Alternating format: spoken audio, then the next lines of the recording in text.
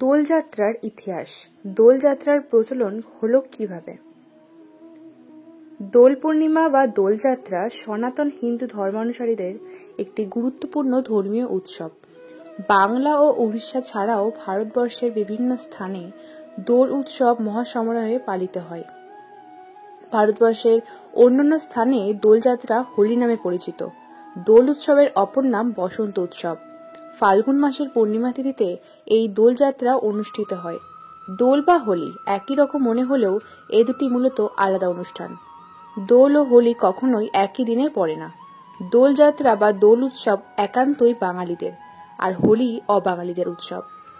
বাঙালি সমাজে দোলযাত্রাকে বসন্তের আগমনী বার্তা হিসেবে বিবেচনা করা হয়। 2024 সালে দোল পূর্ণিমা বা দোলযাত্রা পালিত হবে আগামী 25শে মার্চ, সোমবার। দোলযাত্রার ইতিহাস ও কিভাবে দোলযাত্রার প্রচলন হয়েছিল সে সম্পর্কে আজকে জানানো হবে। বৈষ্ণবীয় বিশ্বাস মতে দোল পূর্ণিমার দিন ভগবান শ্রীকৃষ্ণ আবির ও গুলাল সহকারে শ্রীরাধা ও অনন্যা গোপীদের সাথে রং খেলায় মেতেছিলেন। সেখান থেকেই দোলযাত্রার উৎপত্তি। 1486 সালের 18ই ফেব্রুয়ারি দোল পূর্ণিমার তিথিতে শ্রী চৈতন্য মহাপ্রভু জন্মগ্রহণ করেছিলেন। তাই এই তিথিকে গৌর পূর্ণিমাও বলা হয়ে থাকে। ভগবান শ্রীকৃষ্ণ তার সখী গোপীরাই দোলযাত্রা উৎসবের কেন্দ্রবিন্দু। ভগবান এই লীলাবিলাস কবে শুরু হয়েছিল তা জানা না গেলেও বিভিন্ন আখ্যান বা পদে সেই মধুর কাহিনী বর্ণিত আছে। হিন্দু পুরাণে প্রায় 2000 বছর আগে রাজা ইন্দ্রদম্ন কর্তৃক গোকুলে হোলি খেলা প্রচলনের উল্লেখ পাওয়া যায়।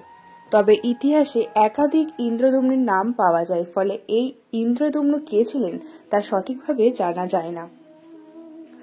জৈমিনীর পূর্বমীমাংসার সূত্রতে দোলযাত্রার কথা উল্লেখ আছে। এছাড়া মালতী মালব নামক নাটকেও বসন্ত উৎসবের কথা আছে। খ্রিস্টীয় 7ম শতাব্দীতে সম্রাট হর্ষবর্ধন কর্তৃক লিখিত রত্নাবলী নাটকে হোলি খেলার বর্ণনা রয়েছে।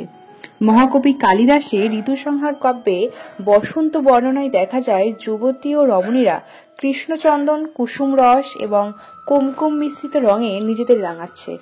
দক্ষিণ ভারতের বিজয়নগরের হাম্পিতে একটি মন্দিরের দেয়ালে এক রাজকুমার ও রাজকুমারীর হোলি খেলার দৃশ্য খোদাই করা আছে। কৃষ্ণের বাল্যলীলা ক্ষেত্র বৃন্দাবন মথুরাতে হোলি চলে 16 দিন ব্যাপী। প্রাচীন ভারতে এই উৎসবকে হোলিকা উৎসব নামেও অভিহিত করা হয়েছে। ভবিষ্যৎ পুরাণ, বেদ ও নারদ পুরাণে হোলিকা উৎসবের বর্ণনা পাওয়া গিয়েছে। বিন্ধ্য পার্বত্য অঞ্চলে প্রাপ্ত লিপি থেকে অনুমান করা হয় খ্রিস্টপূর্ব 300 অব্দেও হোলি শব্দের প্রচলন ছিল। বিষ্ণুভক্ত প্রহ্লাদের কথা তো আমরা সবাই জানি। প্রহ্লাদের পিতা দৈত্যরাজ হিরণ্যকশিপু পুত্রের এই বিষ্ণুভক্তি পছন্দ করতেন না। হিরণ্যকশিপু বিভিন্ন উপায়ে পুত্র প্রহ্লাদকে হত্যার চেষ্টা করেছিলেন। বিভিন্ন উপায়ে ব্যর্থ হয়ে তিনি তার বোন হোলিকাকে নির্দেশ দেন প্রহ্লাদকে নিয়ে আগুনে প্রবেশ করতে। হোলিকার উপর দৈব আশীর্বাদ ছিল, অগ্নি কখনো তাকে স্পর্শ করতে পারবে না। কিন্তু প্রহ্লাদকে নিয়ে অগ্নিকুণ্ডে প্রবেশ করা মাত্র হোলিকা পুড়ে ছাই হয়ে গিয়েছিল। কিন্তু ভগবান বিষ্ণুর কৃপায় প্রহ্লাদ অক্ষত রইলেন। হোলিকার এই ঘটনাকে উদযাপনের জন্য হোলি উৎসবের সূচনা বলে ধারণা করা হয়। আবার ধারণা করা হয় বাল্যকালে শ্রীকৃষ্ণ কর্তৃক পুতনা রাক্ষসী বধকে স্মরণ করে হোলি উৎসবের জন্ম। বাংলা অঞ্চলে দোল উৎসবের সূচনা হয় শ্রী চৈতন্য মহাপ্রভু দ্বারা।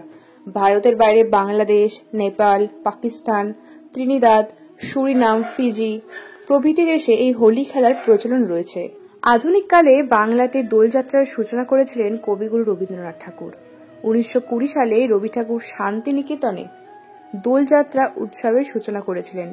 এতদিন দোল পূর্ণিমার দিন শান্তিনিকেতনে বসন্ত উৎসব পালিত হতো। তবে দীর্ঘদিনের ঐতিহ্য ভেঙে 2020 সাল থেকে বিশ্বভারতী কর্তৃপক্ষ দোলযাত্রার আগেই বসন্ত উৎসব পালন করছেন। আজকের মতো ভিডিওটি এখানেই শেষ করলাম।